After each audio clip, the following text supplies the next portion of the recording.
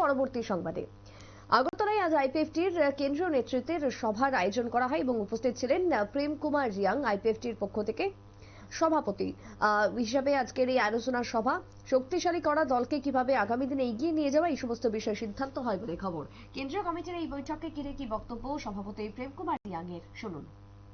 বর্তমান পরিস্থিতি তৈরি বা আগামী দিনের সঙ্গে পার্টি নিয়ে বাকি জিনিস খাওয়ানোর বাকি সম্ভাবনা আমরা থেকে তিনি বিশেষ আলোচনা এই বেশি ইলেকশন কোনো অবভিয়াসলি আবার তো বেশি ইলেকশন তো যত সেটা ইম্পর্টেন্ট কারণ তিনি 2016 যে বেশি ইলেকশন মানে তিনি 2024 থাকবেন বাইরে নাই তো হ্যাঁ 25 ফাইটা তিনি যদি বেশি ইলেকশন দিয়ে রাখো অবশ্যই যে আশাবাদী বেশি ইলেকশন হंगान बेसी इलेक्शन पार्टी आईपीएफटी जोंनि पार्टीनि बयबो जों गाहाम पारफरमेंस खालामनायनि बागै जों जतन नगजात एवं सारा त्रिपुराबासी जतन सिगुनरावनि मीडिया माध्यमखौनो जों जत सारा त्रिपुरावा जतन आवायन जागे और या बिस्कुट न बरबो सागो जे तावाति होनि सालबारो पार्टी आईपीएफटी प्रोग्राम सालबारमा साकरी।